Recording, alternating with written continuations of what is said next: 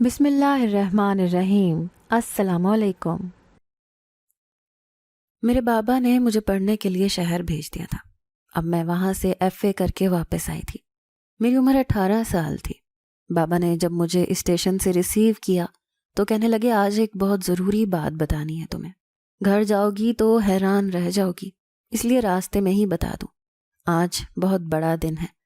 मैंने कहा कि क्या दिन है आज? कहने लगे, आज तुम्हारे बाबा की शादी है। मैं ये बात सुनकर हैरान हुई, क्योंकि मेरी अम्मी इस दुनिया से तभी चली गई थी जब मैं बहुत छोटी थी। मैंने उनकी सिर्फ तस्वीरें ही देखी थी। मैंने कहा कि बाबा, आप शादी कर रहे हैं? उन्होंने कहा, हाँ बेटा, तुम छोटी थी इसलिए मैंने शादी नहीं की, लेकिन अब तो तुम बालिग हो गई हो, इसलिए मैं शादी कर रहा हूँ। मैंने कहा कि अच्छी बात है, मेरी अम्मी कैसी हैं? उन्होंने कहा कि अरे वाह, तुमने तो अभी से ही उनको अपनी अम्मी मान लिया, लेकिन उनको अम्मी नहीं कहना। मैंने कहा कि क्यों, क्या वो मेरी माँ की जगह नहीं है? मेरे बाबा ने कहा कि तुम्हारी माँ की जगह है, लेकिन जब तुम उसको अम्मी कहोगी तो बहुत अजीब लगेगा। और ये बात मुझे तब समझ आई जब मैंने उस लड़की को देखा। मैं उसको अम्मी कैसे कह सकती थी? वो तो उम्र में मुझसे भी छोटी थी। लेकिन आखिर मेरे बाप ने ये सब क्यों किया, ये जानकर मैं हैरान रह गई, क्योंकि मेरे बाबा ने जिस लड़की से शादी की थी वो ना सिर्फ कम उम्र थी, बल्कि मेरे पापा की।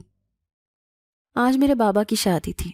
मैं गांव से बहुत दूर चली गई थी क्योंकि पढ़ना लिखना चाहती थी। FA करके वापस आई थी। यहाँ पर FA को भी बहुत ज़्यादा समझा जाता था। मैंने जब उस लड़की की तरफ देखा तो मैं हैरान रह गई। वो तो उम्र में मुझसे बहुत कम थी और मेरे बाबा उससे शादी कर रहे थे। मेरे बाबा को तो किसी ऐसी औरत से शादी करनी चाहिए थी जो उम्र में बड़ी होती, 30 या 40 साल की। 30 साल की होती तो तब भी कम उम्र ही होती, क्योंकि मेरे बाबा की उम्र ज़्यादा थी। बाबा और अम्मी की शादी के 10 साल के बाद मैं पैदा हुई थी और अब मैं 18 साल की हो चुकी थी। अब आप खुद अंदाज़ा लगाएं कि मेरे बाबा की उम्र कितनी ज़्यादा होगी। और वो फिर ऐसी कमसुन लड़की से शादी कर रहे थे, वो भी चुपचाप बैठी थी। मुझे मेरे बाबा ने कहा कि तुम ज़रा उसके पास जाके बैठ जाओ, ये बहुत डरी हुई है। मैंने उससे पूछा कि उसका नाम क्या है? उसने कहा, मेरा नाम गुलबानो है। मैंने कहा, और तुम्हारी उम्र क्या है? तो वो खामोश हो गई। उसने कहा कि अम्मी ने कहा था कि किसी को उम्र नहीं बताना। मैंने कहा, क्या करती हो तुम? तो कहने लगी कि मैंने कुरान हिफ्ज़ किया है, थोड़ी बहुत तालीम हासिल की है, उर्दू पढ़ना लिखना आता है मुझे, बाकी तो बस इस्लाम की तालीम है। मैंने कहा, ये तो बहुत अच्छी बात है। तुम्हारे माँ बाप किधर हैं? मैं उससे ये जानना चाह रही थी कि उसके माँ बाप ने क्यों उसकी शादी बड़ी उम्र के आदमी से तय कर दी।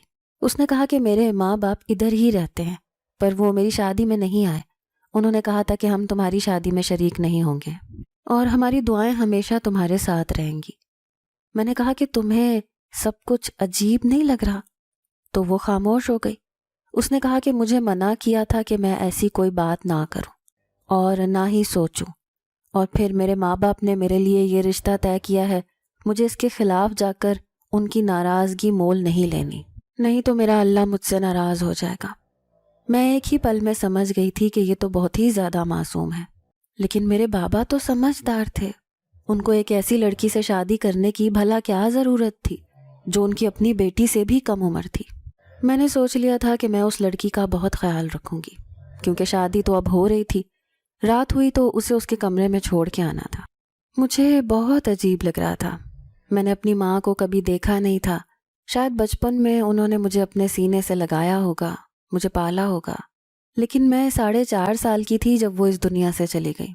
मुझे उनका मध्यम सा अक्स याद था। तस्वीरें देखती थी तो ऐसे लगता था कि हाँ, यही मेरी माँ है, लेकिन मुझे उनका एहसास याद नहीं था क्योंकि मैं बहुत छोटी थी।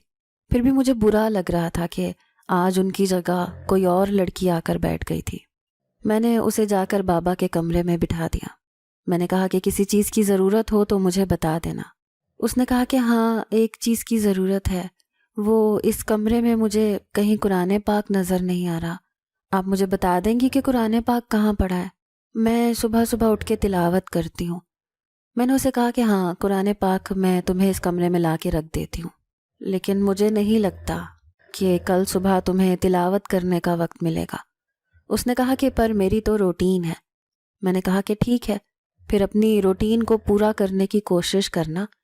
میں تھوڑی دیر اس کے پاس ہی بیٹھی رہی، کیونکہ مجھے بابا نے کہا تھا کہ میں کچھ لوگوں کو پیسے وغیرہ دے کے فارغ کر لوں، پھر آتا ہوں۔ میرے بابا نے شادی بھی سادگی سے نہیں کی تھی، پورے گاؤں والوں کو بلایا تھا، دیگیں پکوائی تھیں، کناتیں لگوائی تھیں، اپنے سارے دوستوں کو بلایا تھا۔ ان کو ذرا بھی احساس نہیں تھا کہ وہ کیا کر رہے ہیں۔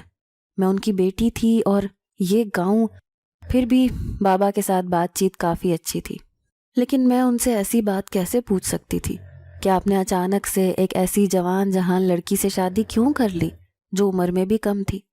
پر مجھے پوچھنا پڑا ہی تھا، کیونکہ معاملہ بہت سنجیدہ تھا۔ لوگ ابھی سے باتیں کر رہے تھے، ہمارے ہی گھر کی شادی میں آئے تھے، کھانا کھا رہے تھے اور ہمارے ہی خلاف باتیں بھی کر رہے تھے۔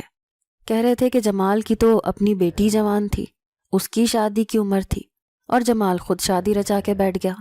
میرے بابا کوئی غریب آدمی نہیں تھے، ان کی بہت ساری زمینیں تھیں، شہر میں بھی بڑا کاروبار تھا۔ وہ کبھی شہر آتے جاتے رہتے تھے، کبھی گاؤں آ جاتے تھے، دونوں جگہ کام سنبھالتے تھے۔ جب میں شہر میں پڑھ رہی تھی تو مجھ سے بھی اکثر ملنے کے لیے آتے تھے۔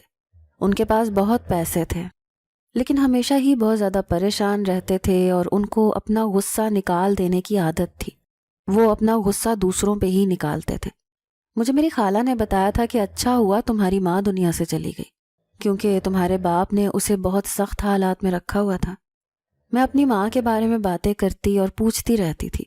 وہ کہتی تھیں کہ تمہاری ماں بہت خوبصورت تھی، بہت اچھی سمجھدار عورت تھی، لیکن تمہارے باپ نے اس پر بہت ظلم کیا، اس پر ہاتھ بھی اٹھاتا تھا، اسے مارتا بھی تھا، اور جب تم پیدا ہوئی تو اس کے بعد ایک دن اچانک سے اس کی طبیعت بہت خراب ہو گئی۔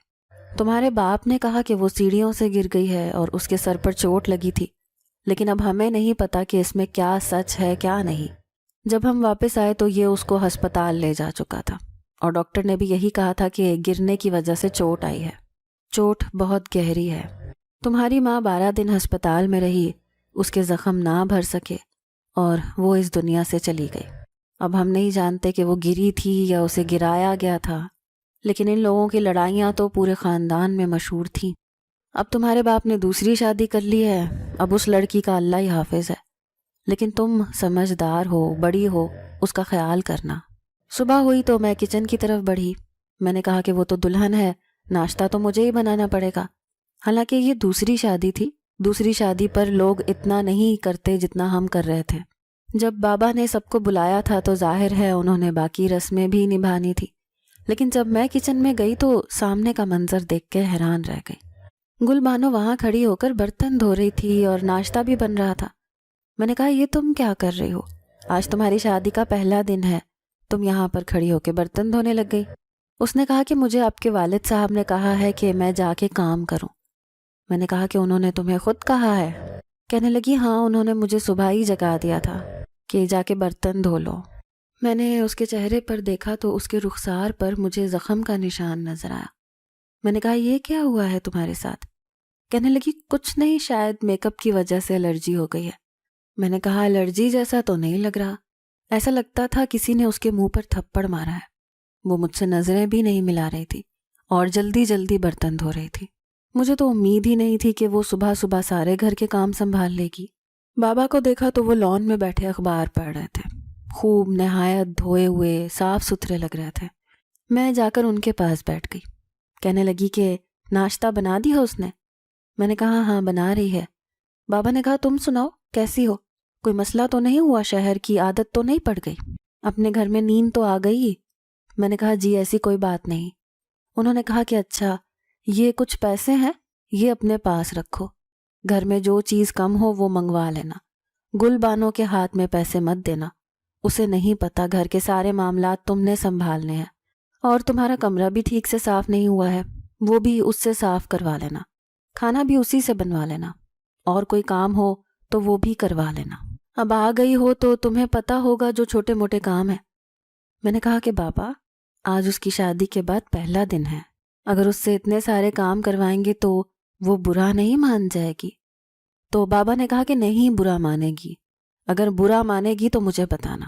اس بات پر وہ ہنسنے لگے۔ مجھے بابا کچھ بدلے بدلے سے لگ رہے تھے۔ میں نے کہا آپ کہاں جا رہے ہیں؟ کیونکہ ان کے پاس ان کا بیگ پڑا تھا۔ انہوں نے کہا میں شہر جا رہا ہوں، رات تک واپس آ جاؤں گا، اس کا خیال رکھنا، اس کے گھر سے کوئی آئے تو اس کو ان کے ساتھ مت بھیج دینا، یہ تمہاری ذمہ داری ہے۔ میں نے کہا کہ اگر وہ لے جانا چاہیں تو میں کیسے روک سکوں گی؟ میرے بابا نے کہا کہ تم حق سے روکنا، غصے سے کہنا کہ یہ نہیں جا سکتی۔ میں تمہارے ہاتھ میں اختیار دے کے جا رہا ہوں، تم سمجھدار ہو۔ میں خاموش ہو گئی۔ بابا وہاں سے چلے گئے۔ بابا رات کو آئے۔ آتے ہی بابا کے کمرے سے ان کے چلانے کی آوازیں آنے لگیں، اور تھوڑی دیر بعد گل بانو کی آواز آنے لگی۔ وہ رو رہی تھی اور شاید بابا نے اس پر ہاتھ اٹھایا تھا۔ مجھے تو یہ سمجھ نہیں آ رہا تھا کہ آخر یہ کس قسم کی شادی تھی۔ اس کے بعد ایک عجیب سی روٹین چل پڑی۔ بابا پورا دن اس سے گھر کے کام کرواتے، رات کو اس کے ساتھ لڑائی جھگڑا کرتے، مجھے بھی کہتے کہ اس کے ساتھ ایسے پیش آؤ جیسے یہ اس گھر کی فرد نہیں نوکر ہے، سارے گھر کے کام کرے گی، کھانا بنائے گی، اور اگر بدتمیزی کرے تو مجھے بتانا، میں اس کو سیدھا کروں گا۔ مجھے بہت افسوس ہوتا تھا کیونکہ وہ بہت کم عمر تھی۔ ایک دن وہ بہت تھکی ہوئی تھی، کہنے لگی کہ میرے جسم میں بہت درد ہے۔ میں نے اسے ہاتھ لگایا تو اسے بخار تھا۔ میں نے کہا تم جا کے بیٹھو، میں کام کر لوں گی۔ تو وہ ڈر گئی۔ اس نے کہا کہ نہیں، اگر آپ کے والد صاحب کو پتہ چلا تو وہ مجھ پر بہت غصہ کریں گے۔ میں نے کہا ان کو پتہ نہیں چلے گا۔ میں نے اسے آرام کروایا، گھر کے سارے کام میں نے خود ہی کر لیے۔ مجھے پتہ تھا کہ والد صاحب آ جائیں گے تو پھر اسی سے ہی کام کروائیں گے، پر بابا نے کہا کہ کچھ دن کے لیے کوئی نوکرانی رکھنی پڑے گی گھر کے کاموں کے لیے، اب اس سے کام کروانا مناسب نہیں ہے۔ میں نے کہا کہ کیا مطلب؟ تو کہنے لگے یہ تم اسی سے پوچھ لینا اور گاؤں میں جا کے پتہ کر لینا کوئی کام کرنے والا ہو، پیسے بے شک جتنے مرضی لے لیں، ہمیں بس ایک عورت چاہیے جو گھر کے کام کر سکے۔ مجھے اس کی بات سمجھ نہیں آئی کہ ابھی تک تو کل تک تو گلبانوں سے سارے کام کروا رہے تھے اور اب کہنے لگے کہ کوئی عورت رکھ لو، اس سے کام نہیں کروانا۔ میں جب اس کے کمرے میں گئی تو میں نے کہا کہ کیا ہوا ہے تمہیں؟ کہنے لگی کہ پتہ نہیں، چکر سے آ رہے تھے، دل بھی متلا رہا تھا، ڈاکٹر کے پاس لے کر گئے تھے۔ میں نے کہا کس ٹائم گئی تھی؟ کہنے لگی عصر کے ٹائم گئی تھی جب آپ سو رہی تھی۔ میں نے کہا پھر ڈاکٹر نے کیا کہا؟ اس نے کہا کہ مجھ سے تو کچھ نہیں کہا، آپ کے والد صاحب کو ہی سب کچھ بتایا ہے۔ ہاں یہ رپورٹ انہوں نے دی ہے پر مجھے پڑھنی نہیں آتی۔ میں نے کہا تم رپورٹ ذرا مجھے تو دکھاؤ۔ جب میں نے رپورٹ کو دیکھا تو میرے تو قدموں تلے سے زمین ہی نکل گئی، کیونکہ وہ لڑکی ماں بننے والی تھی۔ میں حیران رہ گئی، اب تو پانی سر سے گزر گیا تھا۔ مجھے بابا سے بات ضرور کرنی چاہیے تھی۔ یہ بابا نے کیا کام کیا تھا؟ ایک تو کم عمر لڑکی سے شادی کر لی، اسے گھر میں رکھا، اس سے لڑائی جھگڑا کرتے۔ بندہ پوچھے کہ آپ کا اور اس کا جوڑ ہی کیا ہے کہ آپ اس سے لڑائی جھگڑے کر رہے ہیں؟ اگر اس سے کوئی غلطی ہوئی ہے تو غلطی نہیں کرے گی تو اور کیا کرے گی؟ اس کی تو اتنی عمر ہی نہیں ہے کہ وہ گھرداریاں سنبھالتی پھرے۔ اور پھر یہ سب ایک طرف، اب وہ ماں بننے والی تھی، اس کے چہرے پر نہ جانے کتنی چوٹوں کے نشان تھے۔ میں جب بھی پوچھتی تھی تو کہتی تھی مجھے چوٹ لگ گئی ہے، مجھے زخم لگ گیا ہے، میری اپنی وجہ سے لگا ہے، میرا پاؤں پھسل گیا تھا۔ یہ نہیں بتاتی تھی کہ میرے بابا نے اس پر ہاتھ اٹھایا ہے۔ ہر وقت تھکی تھکی رہتی تھی، پریشان رہتی تھی، اور اب ماں بننے والی تھی۔ اس کے ماں باپ پر میں حیران تھی جو ایک دفعہ بھی ملنے کے لیے نہیں آئے تھے۔ اب میں نے فیصلہ کر لیا تھا کہ میں اس کی مدد کروں گی۔ میں اس کے ماں باپ کے گھر چلی گئی۔ جب ان کو پتہ چلا کہ میں گل بانو کی نند ہوں تو وہ میرے آگے پیچھے پھرنے لگے۔ انہوں نے چائے وغیرہ بھی بنا لی۔ میں نے کہا کہ مجھے چائے نہیں پینی۔ میں نے آس پاس دیکھا، ان کے گھر کے حالات کچھ عجیب سے تھے۔ گھر بہت پرانا تھا، ٹوٹا ہوا تھا، لیکن کچھ سامان بالکل نیا پڑا تھا، جیسے کہ نیا فریج نظر آ رہا تھا، نیا ٹی وی، نئی واشنگ مشین، چارپائیاں بھی نئی تھیں، لیکن باقی سب چیزیں پرانی پرانی لگ رہی تھیں۔ انہوں نے کہا کہ ہم تو غریب لوگ ہیں، آپ کے لیے کچھ زیادہ نہیں کر سکتے۔ چائے وغیرہ لا کے میرے سامنے رکھی۔ میں نے کہا میں گل بانو کے حوالے سے بات کرنے آئی تھی۔ آپ لوگوں نے اس کی شادی میرے والد صاحب کے ساتھ کیوں کی ہے؟ انہوں نے کہا کہ کیوں؟ کیا اس سے کوئی غلطی ہو گئی ہے؟ میں نے کہا غلطی کی بات نہیں ہے، میں جاننا چاہتی ہوں کہ آپ نے میرے والد صاحب کو رشتہ کیوں دیا؟ آپ کی بیٹی جوان تھی، کنواری تھی، کم عمر بھی تھی، اور میرے والد صاحب تو عمر رسیدہ انسان ہیں۔ تبھی گل بانو کا والد اٹھ کے باہر چلا گیا اور اس کی بیوی رونے لگی۔ اس نے کہا کہ ہم بھی نہیں کرنا چاہتے تھے لیکن مجبور تھے۔ میں نے کہا کہ ایسی بھی کیا مجبوری تھی؟ کہنے لگی کہ آپ کے والد صاحب سے ہم نے قرضہ لیا تھا اور وہ بھی سود پر۔ قرضے کے پیسے تو واپس کر دیے تھے لیکن سود کے پیسے ہمارے پاس نہیں تھے۔ پر آپ کے والد صاحب بہت شور کر رہے تھے۔ میں نے کہا کیا؟ میرے والد صاحب سود پر پیسے دینے کا کاروبار کرتے ہیں؟ اس نے کہا کہ ہاں، انہوں نے تو آدھے سے زیادہ گاؤں کو سود پر پیسے دیے ہوئے ہیں۔ میں حیران رہ گئی کیونکہ مجھے یہ بات پتہ ہی نہیں تھی، لیکن یہ بات تو بہت بری تھی۔ سود پہ پیسے لینے دینے والا تو برباد ہو جاتا ہے۔ سود کے پیسے تو آپ کے گھر میں کوئی برکت نہیں چھوڑتے۔ اس نے کہا کہ جتنا قرضہ ہم نے لیا تھا ہم نے واپس کر دیا تھا، پر وہ سود مانگ رہے تھے اور ہمارے پیچھے پڑے ہوئے تھے۔ انہوں نے تو ہمارے گھر پولیس بھی بھیج دی تھی۔ بس اس دن کے بعد سے ہم ڈر گئے۔ پھر ہم نے ان سے ہی کہہ دیا کہ آپ ہی بتائیں اب ہم کیا کریں، ہمارے پاس اتنے پیسے نہیں ہیں تو کہاں سے لائیں؟ تو انہوں نے کہا کہ آپ اپنی بیٹی کا رشتہ میرے ساتھ کر دو، اور پھر مجبوری میں آ کر میری پھول سی بیٹی کا رشتہ آپ کے والد صاحب کے ساتھ کرنا پڑا۔ آپ کے والد صاحب نے ہمارا سارا سود معاف کر دیا اور ہمیں کچھ پیسے بھی دیے۔ انہی پیسوں سے ہم نے گھر کی چیزیں لی ہیں۔ پتہ نہیں وہ وہاں پر کس حال میں ہے، وہ ٹھیک تو ہے نا؟ میں نے جب ان کو یہ بتایا کہ وہ ماں بننے والی ہے تو وہ بھی حیران رہ گئیں۔ انہوں نے کہا کہ اب آپ کو بیٹی دے دی ہے، اب ہم کیا کر سکتے ہیں؟ کچھ بھی نہیں کر سکتے۔ وہ بری طرح رونے لگی۔ میں نے ان کو اتنی تسلی دی کہ جب تک میں وہاں ہوں میں آپ کی بیٹی کا خیال رکھوں گی، لیکن میں یہ سوچ کے حیران تھی کہ میرے والد صاحب یہ کیا کر رہے تھے۔ ایک بیٹی ہمیشہ اپنے باپ کے بارے میں یہی سوچتی ہے کہ اس کا باپ ایک بہت اچھا انسان ہے، بادشاہ ہے، شہزادہ ہے، اور اس جیسا کوئی نہیں ہے۔ میں بھی ایسا ہی سوچتی تھی، لیکن ابھی تک میں نے اپنے بابا میں کوئی اچھائی نہیں دیکھی تھی۔ انہوں نے میری امی کی زندگی برباد کی، وہ اس دنیا سے چلی گئی۔ سب لوگ یہ کہتے تھے کہ اس نے اپنی بیوی کو خود مارا ہے، اور اب یہ ایک مجبور خاندان کی مجبوری کا فائدہ اٹھایا، ان کی جوان بیٹی سے رشتہ کر لیا، اس بیٹی سے لڑائی جھگڑا کرتے ہیں اور اب اس کو ماں بھی بنا ڈالا، اور پورے گاؤں کو پیسے وغیرہ دیے اور سود وصول کرنے کے لیے کچھ بھی کرنے کو تیار ہیں۔ میں یہ سمجھنے سے بالکل قاصر تھی کہ مجھے کیا کرنا چاہیے، جب ایک رات میں نے گل بانو کے چلانے کی آواز سنی۔ اب وہ ماں بننے والی تھی، پھر بھی بابا نے اس پر ہاتھ اٹھایا۔ وہ بھاگتی بھاگتی باہر آ گئی، بری طرح چلا رہی تھی۔ میں نے جا کر اسے پکڑ لیا۔ بابا نے مجھے دیکھا تو بابا شرمندہ ہو گئے، کہنے لگے کہ تم یہاں کیا کر رہی ہو، جاؤ جا کر اپنے کمرے میں سو جاؤ۔ میں نے کہا جب آپ اتنی زور سے جھگڑا کریں گے، لڑائی کریں گے، تو آپ کی آوازوں میں کیسے سو سکوں گی؟ بابا کیا ہو گیا ہے آپ کو؟ یہ آپ کیا کر رہے ہیں؟ کیا کیا ہے اس نے کہ آپ نے اس کو مارا؟ بابا نے کہا کہ یہ ہمارا معاملہ ہے، تمہیں اس میں بولنے کا کوئی حق نہیں ہے۔ میں نے کہا کہ ہاں، مجھے بولنے کا کوئی حق نہیں ہے اور میں بہت بڑی بدتمیزی کروں گی اگر میں آپ کے معاملے میں بولوں گی، لیکن آپ کو اس لڑکی سے شادی کرنے کی کیا پڑی تھی؟ اور پھر آپ اس کے ساتھ لڑائی جھگڑے کر رہے ہیں۔ کم سے کم اپنی عمر کے تقاضے کو سمجھیں۔ اگر اس سے کوئی غلطی ہوتی ہے تو آپ بڑے ہیں، آپ اس کو نظر انداز کریں۔ آپ اس کے ساتھ مقابلہ لگاتے ہیں، اس کی حالت بھی نہیں دیکھ رہے، آپ نے اس پہ ہاتھ اٹھایا ہے۔ آپ میرے بابا نہیں ہو سکتے۔ اگر میری ماں زندہ ہوتی، آگے میں بول ہی رہی تھی کہ میرے بابا نے کہا کہ تمہاری ماں زندہ ہوتی تو ابھی میرے سر پہ ناچ رہی ہوتی۔ تم نے بھی اسی کی زبان پائی ہے اور اسی کی راہ پہ چل رہی ہو۔ دوسروں کے معاملے میں بولنے کی کوئی ضرورت نہیں ہے۔ تمہاری ماں ایک بری عورت تھی، اچھا ہوا وہ اس دنیا سے چلی گئی۔ اگر میں اس کو ٹھکانے نہیں لگاتا تو میری زندگی برباد ہو جاتی۔ میرے بابا نے یہ کیا لفظ بولے، میرے تو قدموں تلے سے زمین ہی نکل گئی۔ اس کا مطلب میرے بابا نے ہی میری ماں کو اس دنیا سے روانہ کیا تھا۔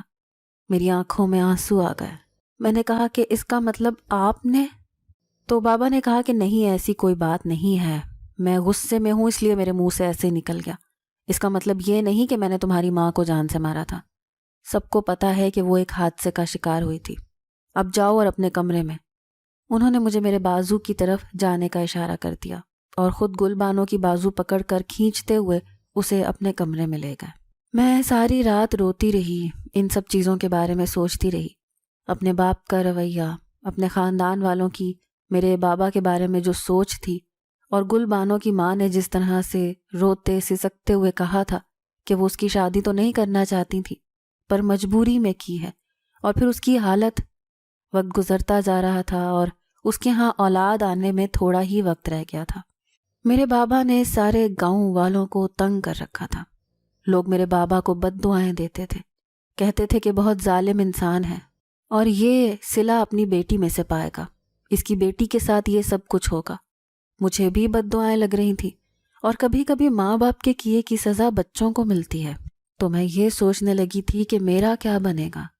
جب بابا نے کہا کہ تمہارے لیے رشتہ دیکھ لیا ہے، اب تمہاری عمر بڑھ رہی ہے، بس بہت ہو گئی پڑھائی، اب تمہاری شادی ہوگی، تم فکر نہیں کرو، تمہاری شادی گاؤں میں نہیں کر رہا، شہر میں کر رہا ہوں، لیکن جلد ہی تمہاری شادی ہو جائے گی۔ میں نے لڑکا دیکھ لیا ہے، اگر تم نے اس کی تصویر دیکھنی ہے تو میں تمہیں تصویر دکھا دوں گا، لیکن تمہیں اسی جگہ شادی کرنی ہے۔ میں نے کہا کہ جب میری شادی اسی جگہ کرنی ہے تو پھر تصویر دیکھیں یا نہ دیکھنے سے کیا ہوتا ہے، جو کرنا ہے کر لیں آپ نے ہمیشہ اپنی مرضی ہی تو کی ہے۔ انہوں نے کہا کہ میرے سامنے تو تمہاری زبان چل رہی ہے، لیکن اپنے شوہر کے سامنے سوچ سمجھ کے بولنا۔